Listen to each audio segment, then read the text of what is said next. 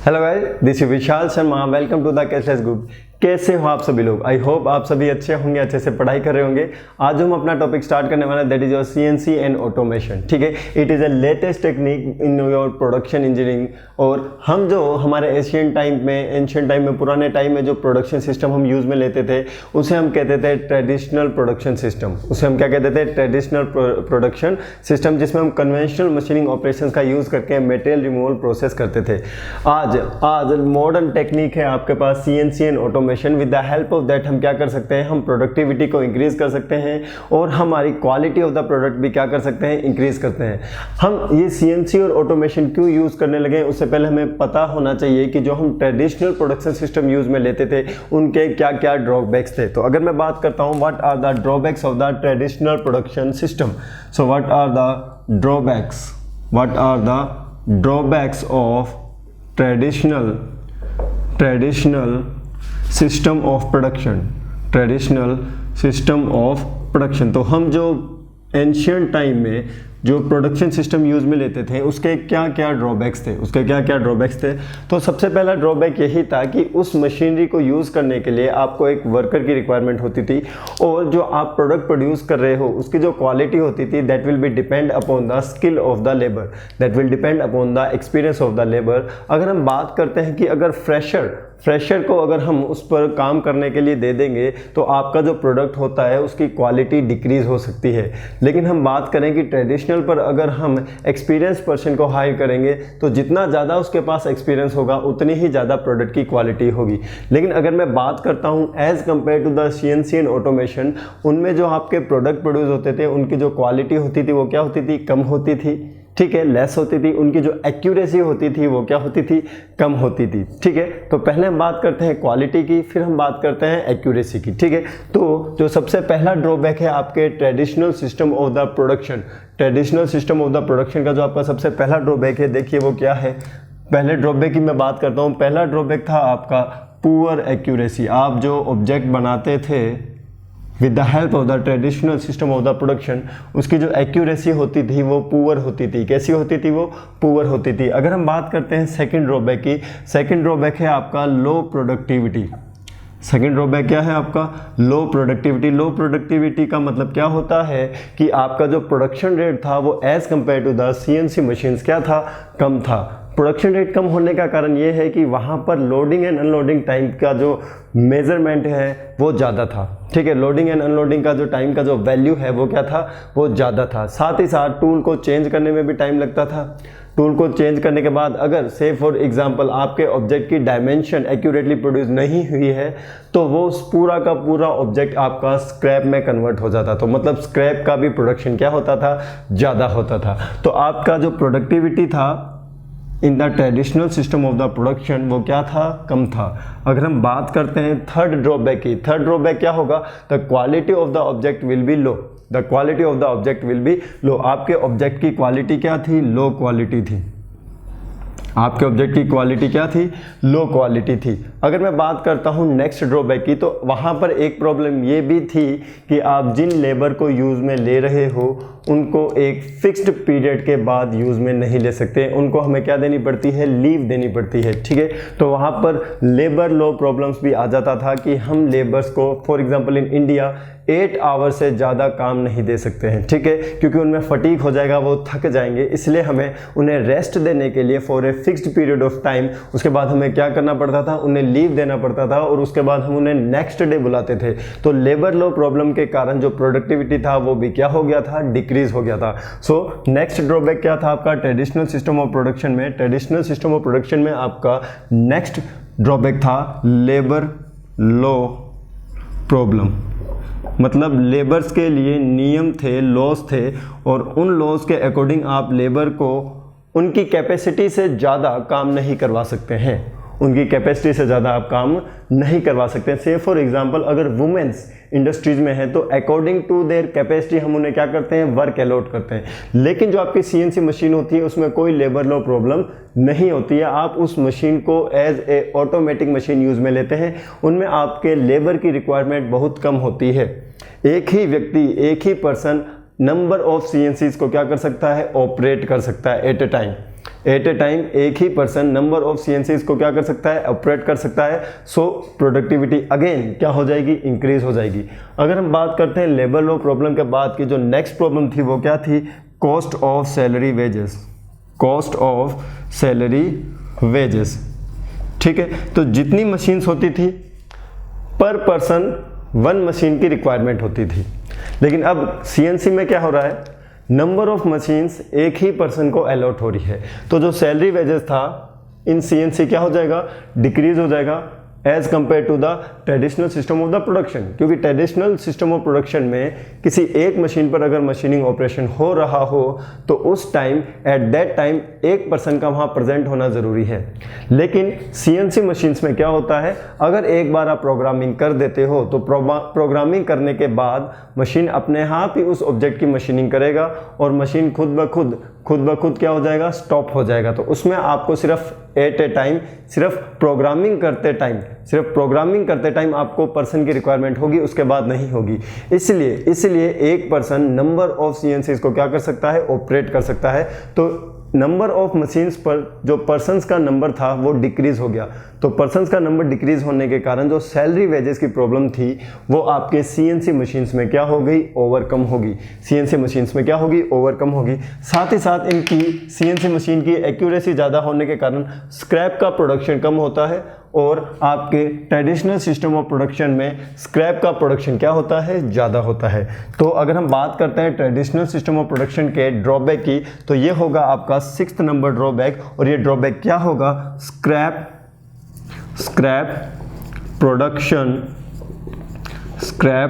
Production is high.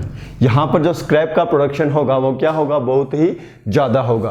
Traditional system में scrap का production ज़्यादा होता है, CNC में स्क्रैप का प्रोडक्शन क्या होता है, कम होता है।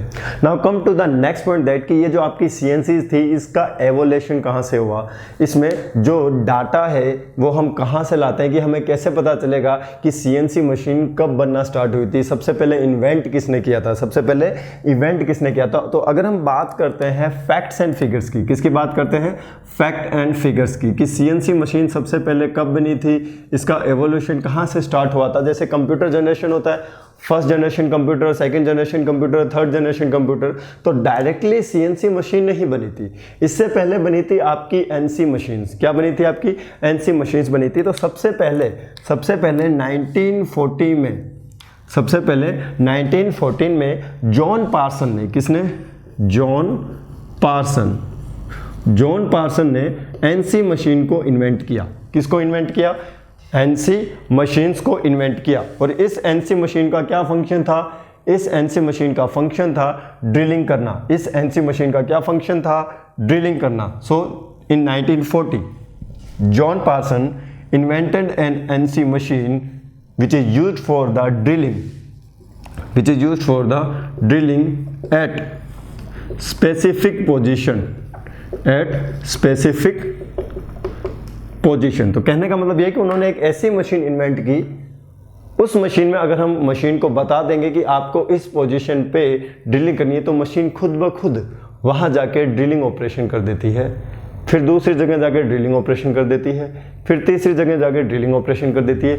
मतलब हमें क्या किया है, हमने उनको वो पॉइंट्स बता दिए हैं जहां पर उन्हें ड्रिलिंग करनी हो, तो सबसे पहले आपके CNC में NC मशीन्स बनी थी जिनका फंक्शन था ड्रिलिंग करना, और वो एक स्पेसिफिक पोजीशंस पर ड्रिलिंग करती थी। और इस टाइप की मशीन को हम कहते हैं PTP।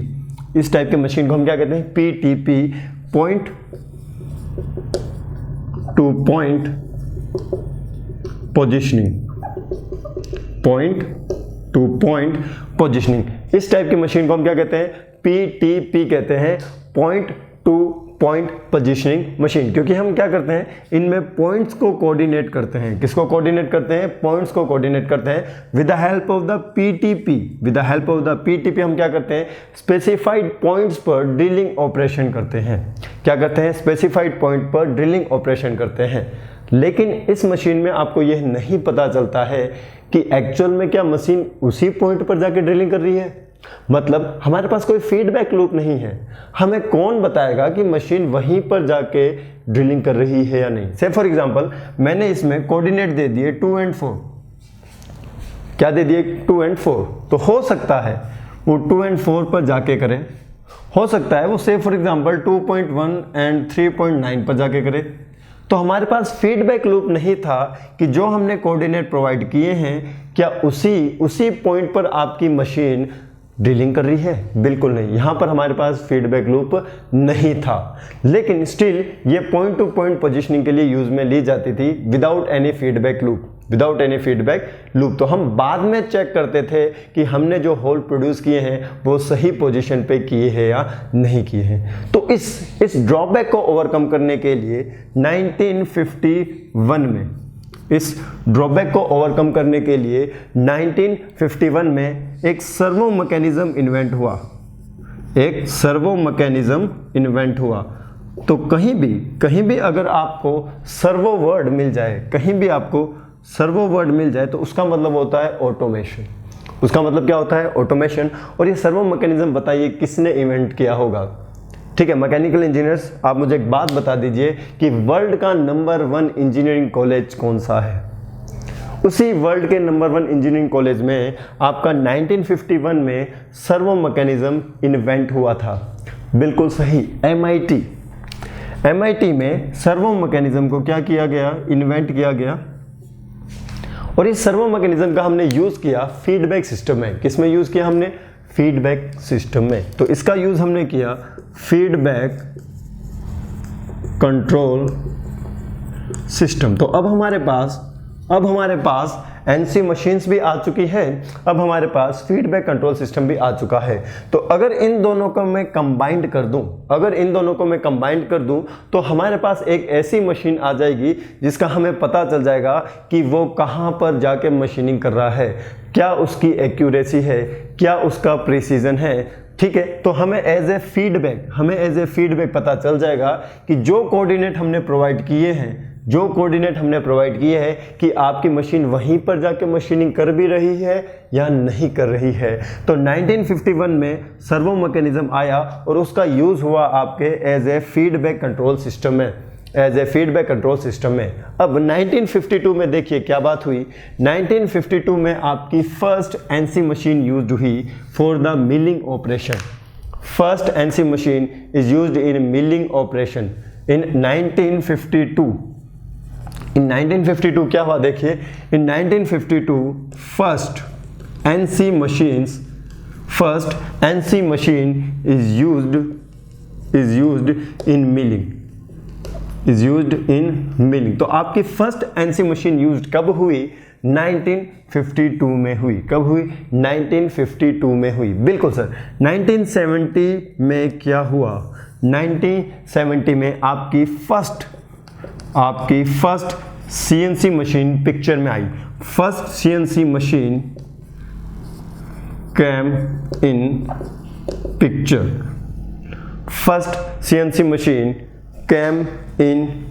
आपकी फर्स्ट सीएनसी मशीन कब आई थी? 1970 में आई थी, लेकिन बनना कब स्टार्ट हुआ था? 1940 में। तो इतना टाइम लग गया उसको सीएनसी में कन्वर्ट करने के लिए। सीएनसी मतलब क्या होता है? Computerised numeric control. सीएनसी मतलब क्या होता है? सीएनसी मतलब होता है कंप्यूटराइज्ड न्यूमेरिक कंट्रोल। सीएनसी का मतलब होता है कंप्यूटराइज्ड न्यूमेरिक कंट्रोल। बिल्कुल सर, क्लियर है। कंप्यूटराइज्ड न्यूमेरिक कंट्रोल का मतलब है कि इसमें हम सेट ऑफ इंस्ट्रक्शन को फीड करेंगे, मतलब हम इसमें एक प्रोग्रामिंग करेंगे and with the help of that programming आपका जो सीएनसी मशीन है उसकी इनकोडिंग करेगा, उसको रीड करेगा और उसको प्रोसेस करने के बाद क्या करेगा? टूल और वर्कपीस को मूवमेंट प्रोवाइड करेगा।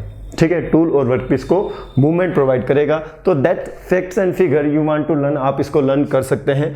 अब हम बात करने वाले हैं कि जो एवोल्यूशन हुआ था कि सबसे पहले कौन सी मशीन आई और उसके बाद कौन सी मशीन आई। तो सबसे पहले आपको पता चल गया होगा, सबसे पहले मशीन्स आई थी एनसी। सबसे पहले मशीन कौन सी आई थी?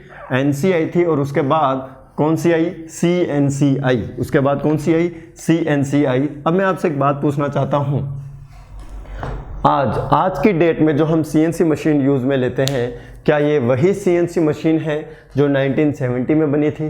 पूछिए खुद से क्वेश्चन कि आज जो हम एट प्रेजेंट जो CNC हम यूज़ में लेते हैं, क्या ये वही CNC है जो 1970s में बन चुकी थी? क्या इसका अभी तक कुछ अपडेशन नहीं हुआ है? क्या अभी तक इसका कुछ मॉडिफिकेशन नहीं हुआ है? बिल्कुल नहीं, बिल्कुल नहीं। हम जो 1970 में CNC मशीन यूज़ में लेते थे, उसको मॉडिफाइड करके हमने CNC मशीन को अपग्रेड करके एट प्रेजेंट यूज़ में ले रहे हैं। ठीक है, एट प्रेजेंट हम उसको यूज़ में ले रहे हैं। बिल्कुल समझिए मेरी बात, मैं क्या कह रहा हूँ कि ऐसा नहीं है कि 1970 वाली CNC मशीन ही हम आज यूज़ में ले रहे हैं। 1970 वाली CNC मशीन ही है आज, लेकिन उसका एक मॉडिफाइड वर्जन है, सेम कि नहीं है, उसका एक क्या है, मॉडिफाइड एंड अपडेटेड वर्जन है। तो अगर मैं आपको एक पॉइंट लिखाना चाहूँ तो वो पॉइंट आप क्या लिखेंगे? देखिए, वो पॉइंट आपको लिखना है कि today CNC is the modified version of the 1970s CNC। ठीक है, जो हमारी आज की जो CNC है वो क्या है? It is the modified version of the 1970s CNC। So today CNC आपको लिखना है ये, today's CNC is upgraded and modified version of modified version of 1970s CNC. Today CNC is the upgraded and modified version of 1970s CNC। तो ये चीज़ आपको याद रखनी है, ये चीज़ आपको क्या रखनी है? याद रखनी है कि आज जो हम CNC यूज़ में ले रहे हैं, it is the modified and upgraded version of 1970s CNC। अब देखिए, मैं आपको चीज़ बताने वाला हूँ कि जो CNC था उसका एवोल्यूशन कैसे हुआ।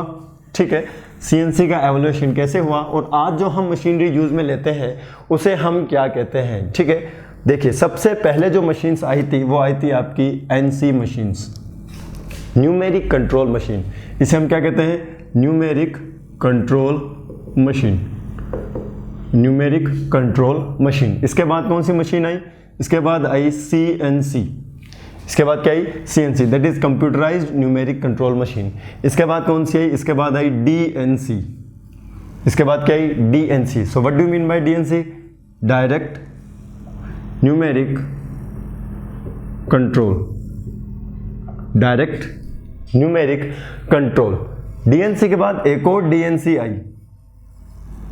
DNC के बाद एक और DNC आई जिसे हम कहते हैं डिस्ट्रीब्यूटेड, जिसे हम क्या कहते हैं? Distributed numeric control, distributed numeric control. DNC के बाद वापस NC मशीन आई एक और, जिसे हम कहते हैं ANC, जिसे हम क्या कहते हैं? ANC। और इस ANC को हम कहते हैं adaptive numeric control, adaptive numeric control. बहुत आसान है, बहुत आसान चीज़ें हैं ये। NC आया, फिर CNC आया, फिर DNC आया, फिर DNC आया, फिर ANC आया। अभी हमारे पास अवेलेबल है ANC। अभी हमारे पास क्या अवेलेबल है? ANC। हो सकता है इन फ्यूचर ANC का भी कोई अपग्रेडेड वर्जन आ जाए, ANC से भी कोई अच्छा वर्जन आ जाए। तो अब मैं आपको बताने वाला हूं कि ये जो दो DNC है इनके बीच में क्या डिफरेंस होता है। सो what is the difference between the direct numeric control and what is the difference between the distributed numeric control. What is the difference between the direct numeric control and what is the difference between distributed numeric control, कि इन दोनों में क्या difference होता है। Clear है? तो अब मैं आपको बताने वाला हूं डायरेक्ट न्यूमेरिक कंट्रोल। ठीक है, ये आपको मैं डायग्राम बनाऊंगा, वहां से ही आपको समझ आ जाएगा। डायरेक्ट न्यूमेरिक कंट्रोल, क्लियर है? डायरेक्ट न्यूमेरिक कंट्रोल में क्या होगा? आपके पास एक कंप्यूटर होगा, दिस इज योर कंप्यूटर। ठीक है, ये आपके पास एक कंप्यूटर होगा and with the help of this computer आप क्या करेंगे? नंबर ऑफ CNCs को कंट्रोल करेंगे। सो this will be the CNC1, this will be the CNC2 and this will be the CNC3। ठीक है, ऐसा नहीं है 3 ही होती है। नंबर ऑफ CNCs को आप क्या करते हो? With the help of a single computer आप कंट्रोल करते हो। नंबर ऑफ CNCs को आप क्या करते हो? With the help of the single computer control करने की कोशिश करते हो। ठीक है, so this is the direct numeric control. This is the direct numerical control. तो आपको ये चीज़ समझ आ चुकी होगी बिल्कुल। इस कंप्यूटर को हम क्या कहते हैं, इस कंप्यूटर को हम कहते हैं डेडिकेटेड कंप्यूटर। क्या कहते हैं, डेडिकेटेड कंप्यूटर। ठीक है, इस कंप्यूटर को हम क्या कहते हैं, डेडिकेटेड कंप्यूटर कहते हैं। बिल्कुल सर। ये क्या होता है आपका, ये होता है आपका CNC 1, ये होता है आपका CNC 2, ये होता है आपका CNC 3। तो बिल्कुल सिंपल सी चीज़ है, डायरेक्ट न्यूमेरिकल कंट्रोल में with the help of a single computer हम नंबर ऑफ CNCs को कंट्रोल करते हैं। बस इतना आपको याद रखना है। ठीक है, ऐसा सिंपल ही है पूरा। CNC ऑटोमेशन में आप घबराते होंगे कि हमें कोडिंग वगैरह आती है, बिल्कुल कोडिंग वगैरह आती है, लेकिन मैं उसको याद करवा दूंगा आपको। मैं आपको याद करवा दूंगा कि कोडिंग को आपको क्या क्या याद रखना है। ठीक है, तो उसमें घबराने वाली बात नहीं है, आपको बस थोड़ी सी मेहनत करनी पड़ेगी मेरे साथ। ठीक है, अब मैं आपको बताने वाला हूँ डिस्ट्रीब्यूटेड न्यूमेरिक कंट्रोल। इसको थोड़ा ध्यान से देखना है। Distributed numeric control, distributed numeric control. Distributed numeric control में क्या होगा, देखिए डिस्ट्रीब्यूटेड न्यूमेरिक कंट्रोल में एक आपका होस्ट कंप्यूटर होगा। क्या होगा, होस्ट कंप्यूटर। सो ये जो ब्लू वन है ये आपका होस्ट कंप्यूटर होगा और ये कहीं रिमोट लोकेशन में होगा, किसी रिमोट लोकेशन में होगा। ठीक है, with the help of this host computer आपके डिफरेंट कंप्यूटर्स कनेक्ट होंगे। This is the first one. ठीक है, ये आपका सेकंड कंप्यूटर कनेक्ट है इसके साथ। लिखते रहिए मेरे साथ, कोई प्रॉब्लम नहीं है। ठीक है, अगर आप लिख सकते हैं मेरे साथ, लिखने की कोशिश कीजिए तो आपको याद भी होने लगेगा। सो this is the third computer. ठीक है, अब क्या होगा, देखिए ये वाला कंप्यूटर है, ये नंबर ऑफ CNCs को ऑपरेट करेगा। सो this will be the CNC 1, CNC 2, CNC 3। So this 3 CNCs will be controlled with the help of this computer. ये वाला कंप्यूटर भी CNCs को कंट्रोल करेगा। से for example first CNC, second CNC, तो ये वाला इन दो को कंट्रोल कर रहा है। यहाँ पर भी होगा 1 CNC, 2 CNC, 3 CNC, तो नंबर ऑफ CNCs कनेक्ट होंगे। सो this will be like that. अब क्या होगा, ये जो आपका होस्ट कंप्यूटर होगा ये तीनों कंप्यूटर्स को कंट्रोल करेगा। ये आपका जो होस्ट कंप्यूटर होगा ये तीनों कंप्यूटर्स को क्या करेगा, कंट्रोल करेगा। बिल्कुल, ये जो आपका होस्ट कंप्यूटर होगा, ये जो आपका होस्ट कंप्यूटर होगा, it will control this computer C1, this C2 and this C3। और इंडिविजुअली ये C1, C2, C3 अपनी अपनी लोकेशंस पर, इंडिविजुअली ये C1, C2, C3 अपनी अपनी लोकेशंस पर CNCs को कंट्रोल करेंगे। सो this will be the CNC 1, this will be the CNC 2, this will be the CNC 3। एक ये दूसरी लोकेशन है, एक अनदर सिटी में, किसी और सिटी में, ये कंट्रोल करेगा CNC 1 को, ये कंट्रोल करेगा CNC 2 को। यहाँ ये किसी और सिटी में CNC 1 को कंट्रोल करेगा, CNC 2 को कंट्रोल करेगा, CNC 3 को कंट्रोल करेगा। ठीक है, तो यहाँ पर एक मेन होस्ट कंप्यूटर होता है जो कि रिमोट लोकेशन में होता है। कहाँ पर होता है, ध्यान से देखिए, रिमोट लोकेशन में होता है। और रिमोट लोकेशन से वो डिफरेंट सिटीज़ में, वो डिफरेंट सिटीज़ में with the help of the internet, with the help of the telecommunication lines, ये क्या करेगा, कंप्यूटर्स को कंट्रोल करेगा। और उन इंडस्ट्रीज में वो कंप्यूटर्स, उन इंडस्ट्री में ये कंप्यूटर्स ये क्या करेंगे, उस इंडस्ट्री की CNCs को ऑपरेट करेंगे, उसकी क्या करेंगे, CNC को ऑपरेट करेंगे। सो this is the distributed numeric control, this is the distributed numeric control. यहाँ पर देखो सबसे बड़ा प्रॉब्लम बताइए क्या है, सबसे बड़ा प्रॉब्लम ये है कि अगर ये खराब हो गया तो पूरा का पूरा सिस्टम स्टैंड स्टिल पर आ जाएगा, ये रुक जाएगा। इसको ऑपरेट करने वाला कोई और नहीं है, ये होस्ट कंप्यूटर ही है। तो इसकी सिक्योरिटी के लिए इसको हम रखते हैं रिमोट लोकेशन पर, जहां कोई भी ना पहुंच पाए, जहां कोई भी नहीं पहुंच पाए और इसको हैक ना कर ले।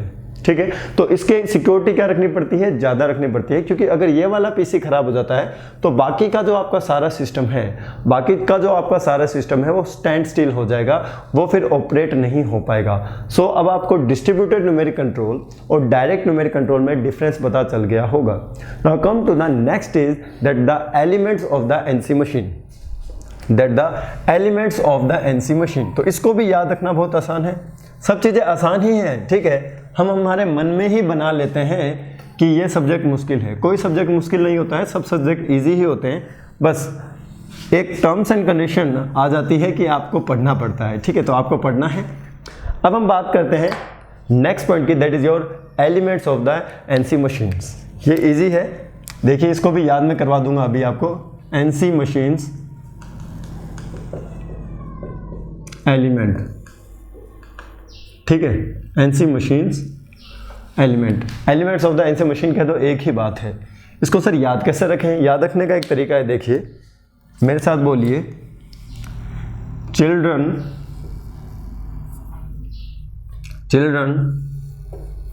Totally depend upon father and mother. हाँ बिल्कुल, ये तो सही बात है। Childrens are totally depend on father and mother, ठीक है। तो देखिए C4 होगा आपका, C4 होगा आपका कंट्रोल लूप यूनिट, जिसे हम कहेंगे CLU। इजी है, C4 हो जाएगा आपके कंट्रोल लूप यूनिट CLU। क्या हो जाएगा आपके? CLU। T से होगा आपका टेप रीडर, T से क्या होगा आपका? Tape reader. T4 होगा आपका टेप रीडर। साथ साथ लिखते रहिए ताकि आपको याद हो जाएगा, वापस रिवाइज करने की जरूरत नहीं रहेगी। D से होगा आपका डाटा प्रोसेसिंग यूनिट, D से क्या होगा आपका? Data processing unit. क्लियर है? D से क्या होगा आपका? डाटा प्रोसेसिंग यूनिट, जिसे हम कहेंगे DPU। क्या कहेंगे? DPU। F4 होगा आपका फीडबैक सिस्टम, F4 क्या हो जाएगा आपका? Feedback system. M4 होगा आपका मेन कंट्रोल यूनिट, M4 क्या हो जाएगा आपका? Main control unit. इसे हम क्या कहेंगे? MCU। इसे हम क्या कहेंगे? MCU। तो क्या हो जाएगा आपके? कंट्रोल लूप यूनिट, उसके बाद हो जाएगा आपके टेप रीडर, उसके बाद हो जाएगा आपके डाटा प्रोसेसिंग यूनिट, उसके बाद हो जाएगा आपके फीडबैक सिस्टम, उसके बाद हो जाएगा आपके मेन कंट्रोल यूनिट। सो इसको याद रखने का क्या तरीका है? यही तरीका है, children totally depend upon father and mother. Children totally depend upon father and mother. तो ये चीज़ आपको याद होनी चाहिए। अब ये आपस में वर्क कैसे करते हैं वो चीज़ मैं आपको समझाने की कोशिश करता हूँ।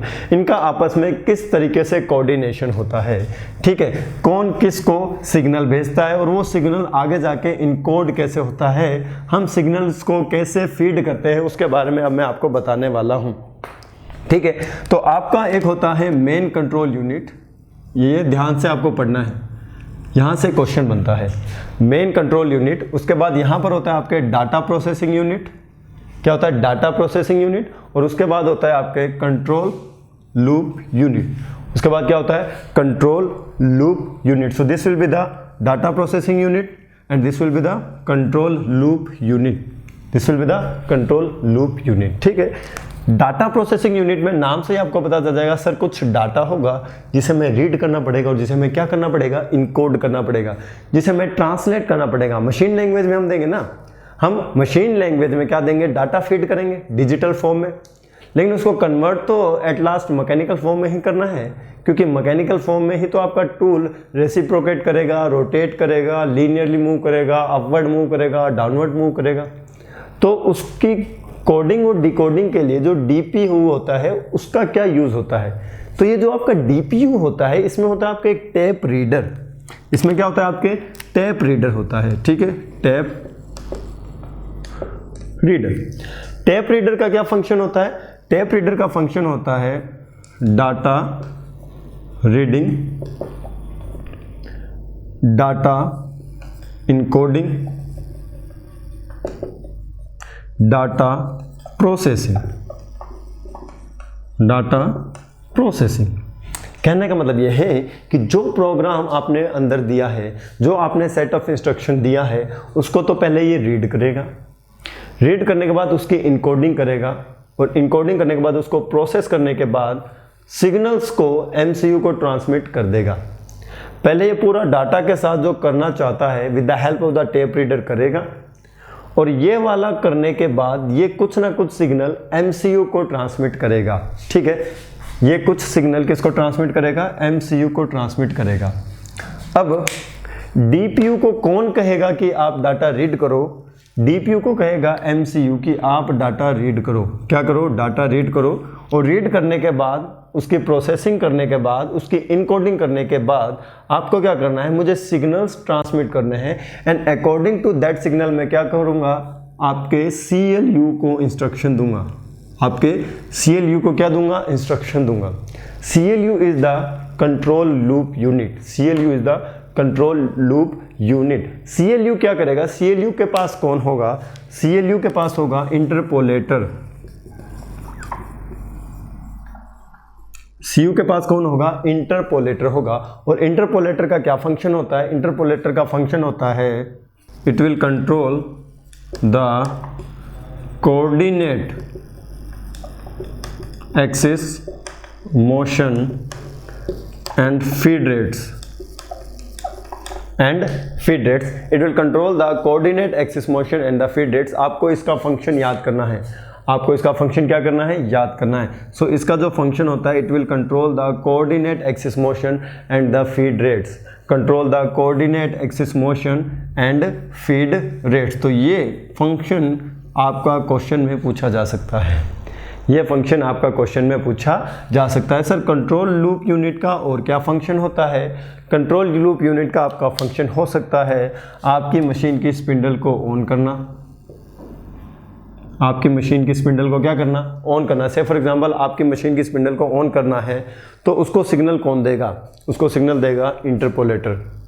उसको सिग्नल कौन देगा? इंटरपोलेटर देगा। ठीक है। इंटरपोलेटर कहाँ होता है? CLU में होता है। इंटरपोलेटर कहाँ होता है? CLU में होता है। ठीक है। CLU मतलब कंट्रोल ना, कंट्रोल लूप यूनिट। तो ये कंट्रोल करने वाला है, तो यहाँ नाम आ गया ना control. Control the coordinate axis motion. Coordinate axis motion मतलब आपका जो वर्कपीस है उसको क्या मोशन प्रोवाइड करना है? आपके वर्कपीस को कितना मोशन प्रोवाइड करना है, किस स्पीड पर आपके वर्क टेबल को फीड प्रोवाइड करनी है। It will be done with the help of the CLU। It will be done with the help of the CLU। इसके मिसलेनियस फंक्शन भी होते हैं। से फॉर एग्जांपल अगर आपको स्पिंडल ऑन करना है, क्या ऑन करना है? स्पिंडल ऑन करना है। अगर आपको स्पिंडल को ऑफ करना है तो ऑन जिसने किया है वही तो ऑफ करेगा। तो अगर आपके स्पिंडल को ऑफ करना है तो ये भी काम करेगा। अगर आपको कूलेंट को ऑन करना है, कूलेंट को ऑन करना है तो सिग्नल कौन देगा? CLU ही देगा। कूलेंट के लिए भी सिग्नल कौन देगा? कूलेंट के लिए भी सिग्नल देगा आपको CLU। कूलेंट के लिए भी कौन सिग्नल देगा? आपको CLU देगा। समझ आया ये फंक्शन कैसे होता है? क्या होगा? जो डाटा प्रोसेसिंग यूनिट है इसमें टेप रीडर डाटा को रीड करेगा, इनकोड करेगा, प्रोसेस करके MCU को क्या भेजेगा? कमांड भेजेगा।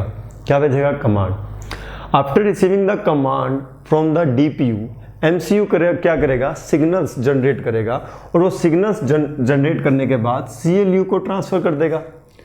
और उन सिग्नल्स को रिसीव करने के बाद CLU क्या करेगा? With the help of the interpolator, with the help of the interpolator क्या करेगा? इंस्ट्रक्शंस को ट्रांसफर करेगा कि आपकी फीड रेट्स क्या होनी चाहिए, आपकी स्पिंडल की स्पीड क्या होनी चाहिए, स्पिंडल को ऑफ कब करना है, स्पिंडल को ऑन कब करना है, कूलेंट की रिक्वायरमेंट है या नहीं है, आपके टूल को फीड रेट प्रोवाइड करनी है या नहीं करनी। मतलब जो भी आपके वर्कपीस और टूल को मैकेनिकल मोशन चाहिए, it will B transfer with the help of the CLU।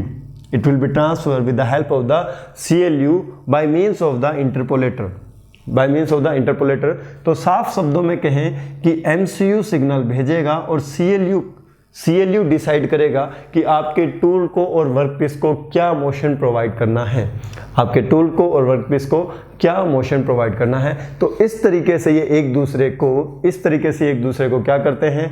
Signals transmit करते हैं। सिग्नल्स क्या करते हैं? ट्रांसफर करते हैं। तो टेप रीडर का आपको फंक्शन पता होना चाहिए कि टेप रीडर का क्या फंक्शन होता है? Reading, encoding and processing. Interpolator का क्या फंक्शन होता है? इंटरपोलेटर का फंक्शन होता है control the coordinate axis motion and feed rates. Control the coordinate axis motion and the feed rates. ये चीज़ आपको याद रखनी है। आई होप आपको याद होगी। अब मैं आपके नेक्स्ट पॉइंट पर आने वाला हूँ, that on the basis of the control system, आपका जो फीडबैक सिस्टम होता है उसके अकॉर्डिंग जो मशीन्स होती है वो कितने टाइप की होती है। According to the feedback system जो आपका मशीनरी होगा वो कितने टाइप का होगा। तो एक तो ऐसा मशीन होगा, एक तो ऐसा मशीन होगा जिसमें कोई फीडबैक सिस्टम नहीं होगा, एक ऐसा मशीन होगा जिसमें फीडबैक सिस्टम होगा। तो देखिए दो टाइप्स की मशीन होती है। फर्स्ट टाइप की मैं आपको बताता हूं, open loop control system. Open loop control system. On the basis of the control units with respect to the feedback, NC machine can be classified into open loop control system. अगर एक open loop control system है तो दूसरा क्या होगा, दूसरा होगा आपका closed loop। दूसरा क्या होगा आपका closed loop control system। What is this? This is the classification. This is the classification of NC machines. This is the classification of NC machine on the basis of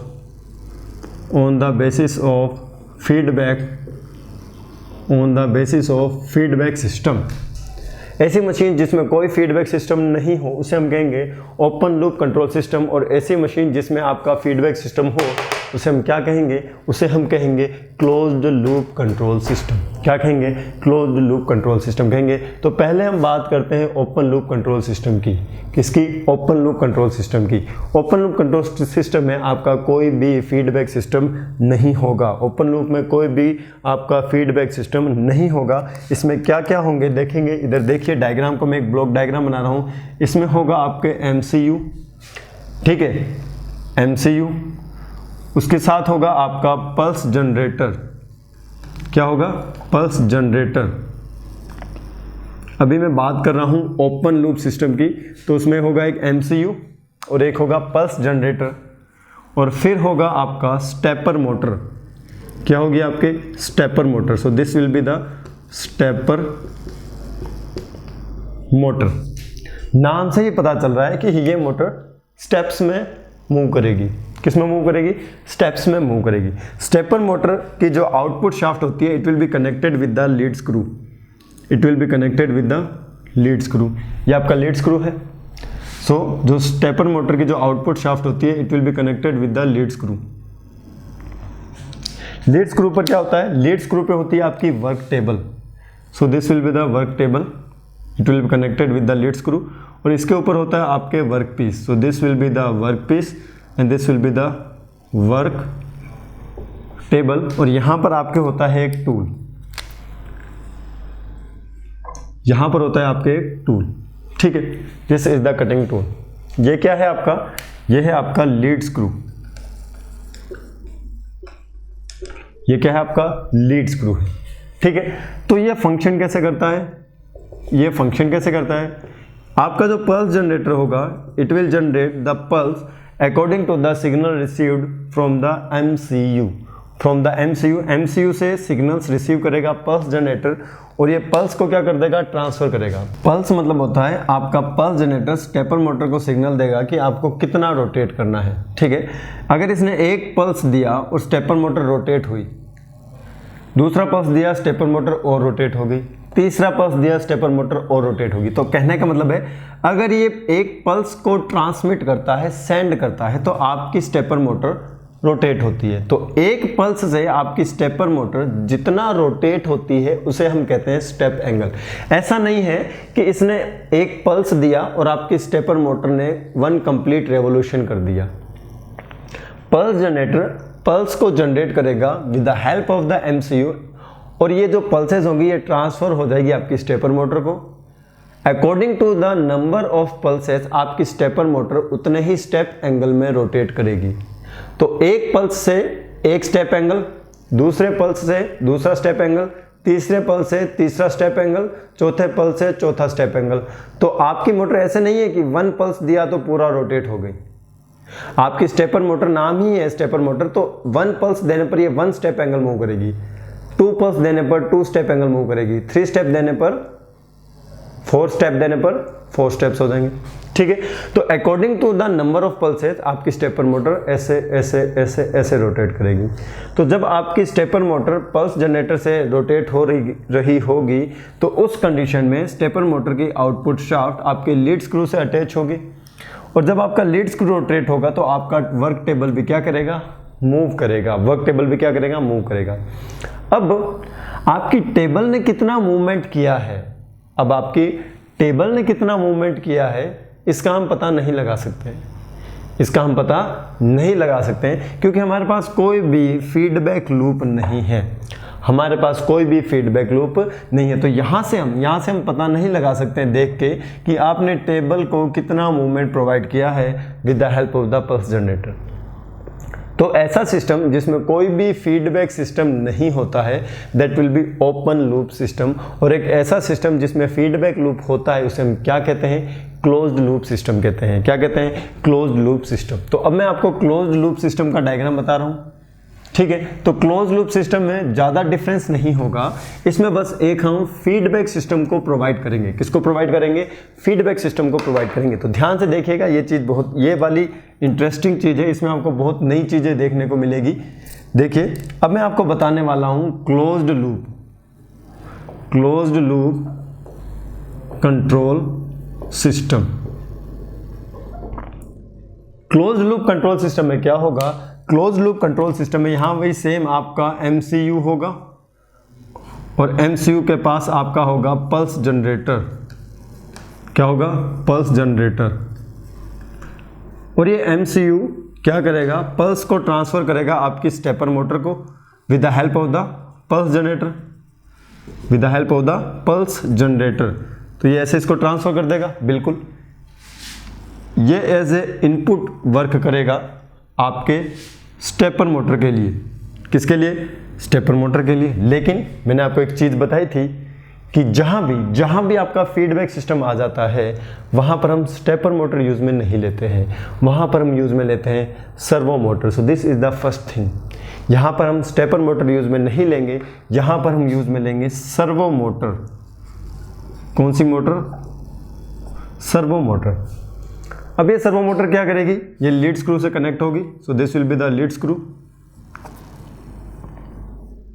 और इस lead screw के आगे होगा आपके optical encoder.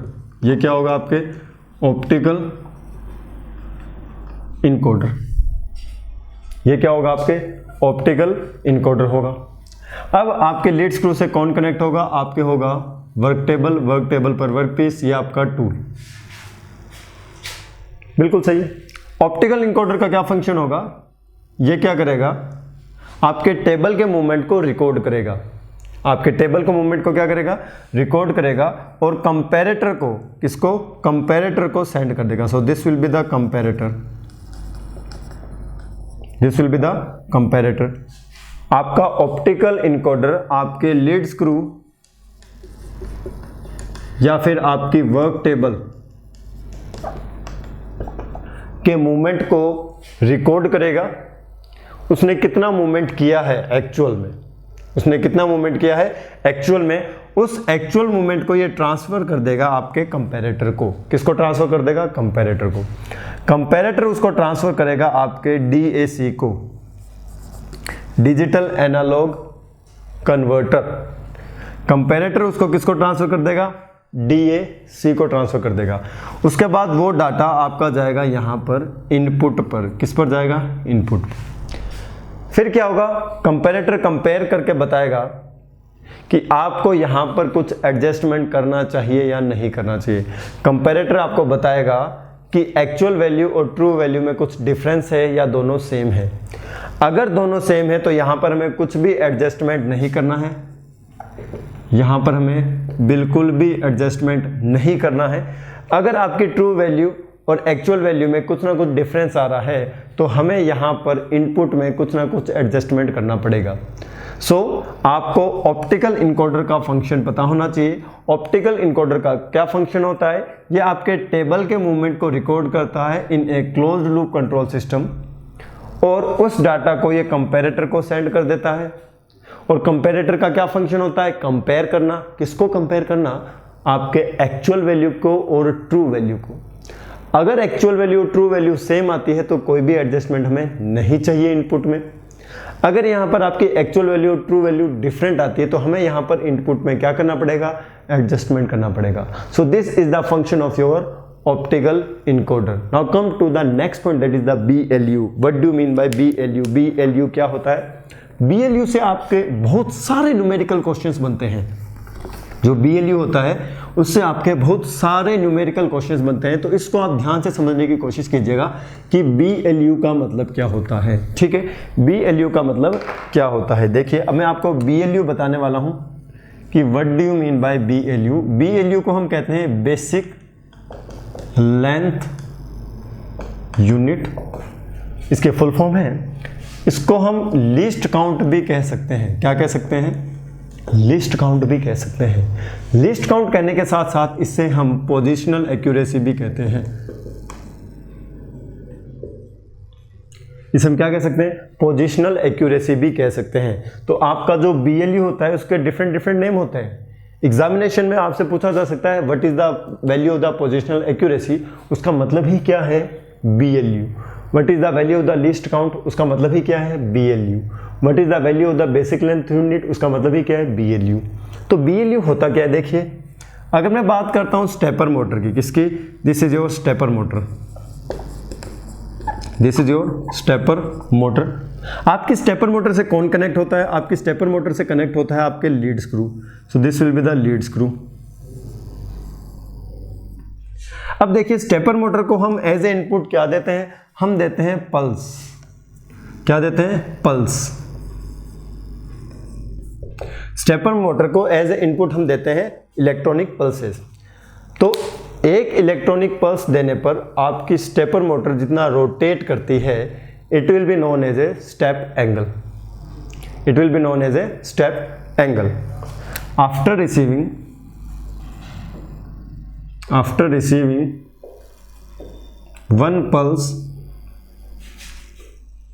the angle of rotation of stepper motor, angle of rotation of stepper motor is known as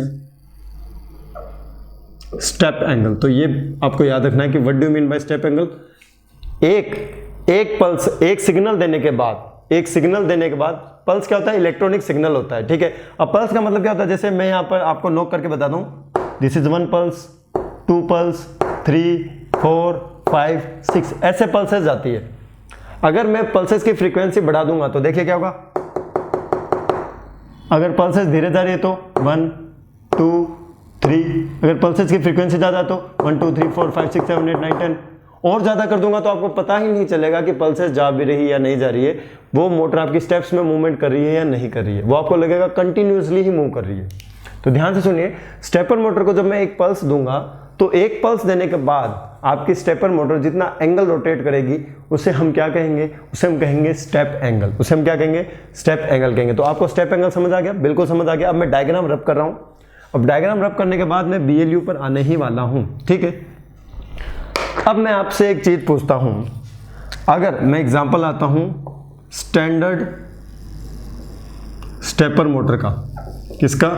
standard stepper motor का। तो जो आपकी स्टैंडर्ड स्टेपर मोटर होती है उसका जो स्टेप एंगल होता है, वो होता है 1.8 डिग्री। कहने का मतलब यह है कि एक पल्स देने के बाद वो 1.8 डिग्री रोटेट करती है। तो 1 कंप्लीट रेवोल्यूशन के लिए हमें नंबर ऑफ पल्सेस की कितनी रिक्वायरमेंट होगी? तो अगर मैं लिखता हूं 1.8 डिग्री के लिए आपको कितने पल्स चाहिए? 1 पल्स चाहिए। तो 360 डिग्री रोटेशन के लिए आपको कितने पल्सेस चाहिए?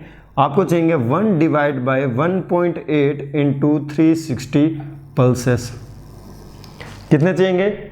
1 डिवाइड बाय 1.8 इंटू 360 पल्सेस। तो यहां कितने हो जाएंगे? 200 pulse.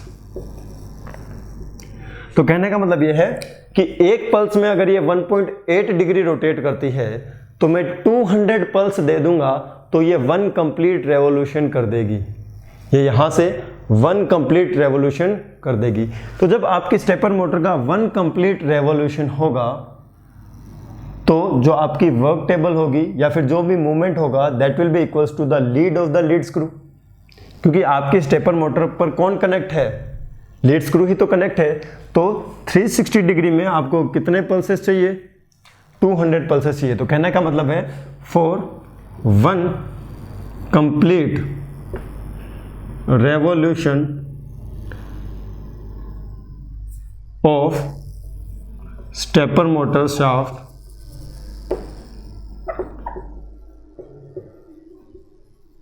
output shaft 200 pulses is required। तो ये चीज आपको पहले समझ आनी चाहिए कि वन कंप्लीट रेवोल्यूशन के लिए नंबर ऑफ पल्सेस कितने चाहिए। तो अगर आपको स्टेप एंगल पता हो तो आप पता लगा सकते हो कि वन कंप्लीट रेवोल्यूशन के लिए कितने पल्सेस की रिक्वायरमेंट होती है। अब मैं एक दूसरा आपको एग्जांपल लेता हूं। ये आपका था स्टैंडर्ड स्टेपर मोटर का, जिसमें स्टेप जो एंगल होता है उसकी वैल्यू होती है 1.8 डिग्री। अगर दूसरा एग्जांपल और लेता हूं, से फॉर एग्जांपल नेक्स्ट एग्जांपल, अगर स्टेप एंगल की वैल्यू 2 डिग्री हो, तो कहने का मतलब यह है कि एक पल्स देने पर जो आपकी स्टेपर मोटर होती है उसकी शाफ्ट 2 डिग्री रोटेट करती है। तो 2 डिग्री कब रोटेट होगा? 1 पल्स पर। तो 360 डिग्री कब रोटेट होगा? It will be equals to 1 divide by 2 इंटू 360 डिग्री। तो ये हो जाएगा आपके 180 पल्स। मतलब जब मैं 180 पल्स भेज दूंगा तो 1 कंप्लीट रेवोल्यूशन हो जाएगा। एक और एग्जांपल ले सकते हैं अपने।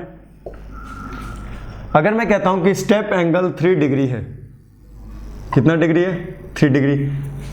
तो एक पल्स देने पर 3 डिग्री रोटेट होता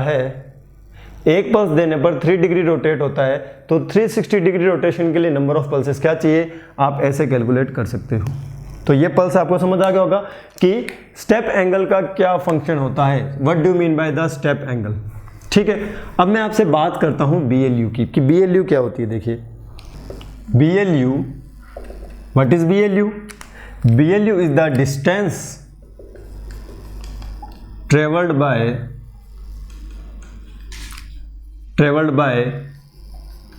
work table after receiving 1 electrical pulse।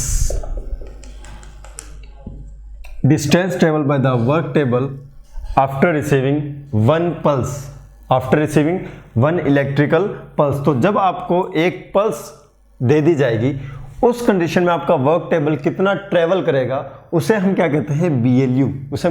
BLU कहते हैं। हमने जो प्रीवियस एग्जांपल लिया था उसमें हमने क्या एग्जांपल लिया था? उसमें हमने एग्जांपल लिया था कि जो स्टेप एंगल है वो कितना है? 1.8 डिग्री। तो 360 डिग्री रोटेशन के लिए नंबर ऑफ पल्सेस कितने चाहिए? 200 पल्सेस चाहिए।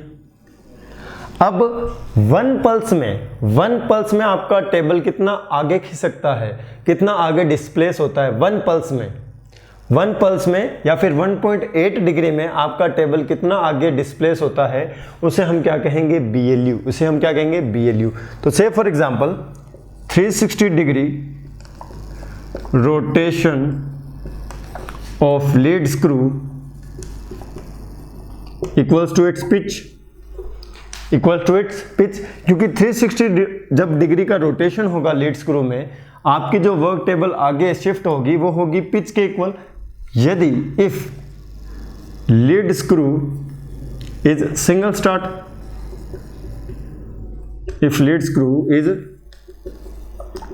स्टार्ट, से फॉर एग्जांपल पिच की वैल्यू है आपके 5 mm। पिच की वैल्यू किसके इक्वल है? 5 mm के इक्वल है। तो मैं क्या लिख सकता हूं कि 200 पल्सेस में आपकी जो वर्क टेबल शिफ्ट होगी that will be equals to pitch, and assume कि आपकी पिच 5 mm है, तो 200 पल्सेस में वो कितना आगे बढ़ेगा? 5 mm आगे बढ़ेगा वर्क टेबल। तो 1 पल्स में कितना आगे बढ़ेगा? It will be equals to 5 divide bye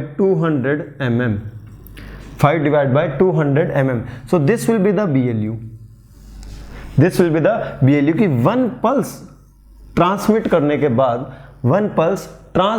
के बाद आपका वर्क टेबल कितना डिस्प्लेस होता है, उसे हम क्या कहते हैं? BLU। कहते हैं। बिल्कुल सही सर, ये चीज आपको पता होनी चाहिए। What is the BLU? BLU is the distance travel by the work table और work piece after receiving 1 electrical pulse. After receiving one electrical pulse. आइए अब हम इस पे कुछ न्यूमेरिकल क्वेश्चन करते हैं तो आपको ये कंसेप्ट पूरा क्लियर हो जाएगा। ठीक है, तो ये चीज़ एक बार आप नोट कर लीजिए, फिर मैं आपको क्वेश्चंस करवाता हूँ और उन क्वेश्चन से आपको सारी चीज़ें क्लियर हो जाएगी। ठीक है, so now come to the question number 1। Question number 1 क्या है, देखिए ध्यान से सुनना है क्वेश्चन को, ध्यान से सुनना है क्वेश्चन को। If the pitch of a single start lead screw, if the pitch of a single start lead screw is 5 mm, is 5 mm। So question में देखिए क्या गिवन है, तो this is the question number 1। आपको सब चीजें clear हो जाएगी BLE से रिलेटेड अभी। If the pitch of a single start lead screw is 5 mm, so in this question pitch is given as a 5 mm और इसने दे रखा है कि ये जो आपका लीड स्क्रू है सिंगल स्टार्ट है। Total distance to be covered by the work table, यहां इसने दे रखा है टोटल डिस्टेंस जो आपको कवर करनी है, it will be equals to 90 centimetre, it will be equals to 90 centimeter। then calculate the degree of revolution of lead screw, then calculate the degree of revolution of lead screw। बहुत easy है, degree of revolution of the lead screw, degree of revolution of the lead screw। तो देखिए कैसे होगा, हमें पता है कि जब 1 रेवोल्यूशन होगा तो 5 mm ट्रेवल होगा और कितना रेवोल्यूशन करना है, 90 सेंटीमीटर रेवोल्यूशन करना है। तो देखिए मैं क्या लिख रहा हूं, 5 mm, 5 mm हमें कितना रेवोल्यूशन करना पड़ेगा, 1 रेवोल्यूशन करना पड़ेगा, क्योंकि आपका जो लीड स्क्रू है वो सिंगल स्टार्ट है। तो सिंगल स्टार्ट लीड स्क्रू होने के कारण जब 1 कंप्लीट रेवोल्यूशन होगा तो आपकी टेबल जो आगे डिस्टेंस कवर करेगी that will be equals to it pitch. हमें कितना कवर करना है, 90 सेंटीमीटर कवर करना है। ठीक है, तो 490 सेंटीमीटर इसकी वैल्यू क्या होगी, it will be equals to 1 divide by 5 mm, 1 divide by 5 mm into 90 centimetre है, mm में कन्वर्ट करने के लिए 10 से मल्टीप्लाई करेंगे, it will be in mm into revolution, तो 490 सेंटीमीटर आपके कितने रेवोल्यूशन हो जाएंगे, 490 सेंटीमीटर आपके कितने रेवोल्यूशन हो जाएंगे, देखिए 180 रेवोल्यूशन, कितने हो जाएंगे, 180 रेवोल्यूशन ऑफ लीड स्क्रू। बिल्कुल बहुत धीरे धीरे पढ़ा रहा हूं मैं, इसको ध्यान से सुनने की कोशिश कीजिए। 90 सेंटीमीटर के लिए 180 रेवोल्यूशन होगा लीड स्क्रू का, और ये क्या पूछ रहा है, डिग्री ऑफ रेवोल्यूशन, ना कि नंबर ऑफ रेवोल्यूशन। ये पूछ रहा है कि कितना डिग्री रोटेट होगा। तो देखिए 1 रेवोल्यूशन के लिए कितना डिग्री रोटेट होना पड़ता है, 360 डिग्री रोटेट होना पड़ता है। अगर मैं 180 रेवोल्यूशन करना हो, सो फॉर 180 रेवोल्यूशन कितना रोटेट होना पड़ेगा, 360 डिग्री इंटू 180, 360 डिग्री इंटू 180, तो ये आ जाएगा आपका 64800 डिग्री, 64800 डिग्री। तो ये आपका सॉल्यूशन हो जाएगा कि पिच दे रखी है 5 mm, single start lead screw है, हमें डिस्टेंस कवर करनी है 90 सेंटीमीटर, तो 1 कंप्लीट रेवोल्यूशन में 5 mm आगे बढ़ता है, तो 90 सेंटीमीटर आगे बढ़ने के लिए कितने रेवोल्यूशन चाहिए, तो हमने पहले कैलकुलेट किए number of revolutions. Number of revolution calculate करने के बाद ये पूछ रहा है कि डिग्री ऑफ रेवोल्यूशन क्या होगी लीड स्क्रू की in order to cover this distance. तो 1 कंप्लीट रेवोल्यूशन में 360 डिग्री होता है, तो 180 रेवोल्यूशंस में, किसमें, 180 रेवोल्यूशंस में कितना होगा, 180 into 360, 180 into 360 degree, that will be equal to 64800 degree. Okay, so now come to the question number 2। Question number 2 क्या है, ये आई होप आपको समझ आ गया होगा बिल्कुल। क्वेश्चन नंबर 2 है आपका, if the specification of A stepper motor is 1 degree पर पल्स। देखिए यहां इसने स्टेप एंगल दे रखा है 1 डिग्री। ठीक है, जो आपका नेक्स्ट क्वेश्चन है काफी अच्छा क्वेश्चन है, इसको ध्यान से सुनने की कोशिश कीजिएगा। If the specification of A stepper motor, तो इसने क्वेश्चन नंबर 2 में दे रखा है 1 डिग्री पर पल्स, यानी इसने स्टेप एंगल दे रखा है। क्या दे रखा है? Step angle. और स्टेप एंगल क्या होता है कि 1 पल्स में कितना डिग्री रोटेट हो रहा है? 1 डिग्री रोटेट हो रहा है। And the pitch of the lead screw is 3.6 mm। Pitch of the lead screw is given as a 3.6 mm। Then what is the expected positional accuracy in microns? So what is the expected positional accuracy in microns? So what is the expected positional accuracy in the microns? हमें क्या निकालना है? Basic length unit ही निकालनी है, क्योंकि positional accuracy का मतलब क्या होता है? Basic length unit. तो अब देखिए इसने क्या दे रखा है कि 1 पल्स में कितना डिग्री रोटेशन है? 1 डिग्री रोटेशन है। सो फॉर 1 कंप्लीट रेवोल्यूशन आपको कितने पल्सेस की रिक्वायरमेंट होगी? आपको रिक्वायरमेंट होगी 360 पल्सेस। 360 पल्सेस, क्योंकि यहां से आप निकाल सकते हो for 360 degree 360 pulse will be required. 360 degree 360 pulse will be required, क्योंकि यहां पर जो स्टेप एंगल है उसकी वैल्यू क्या है? 1 डिग्री है। अब 360 पल्स रिसीव करने के बाद 1 कंप्लीट रेवोल्यूशन, तो 1 कंप्लीट रेवोल्यूशन और किसके बराबर है?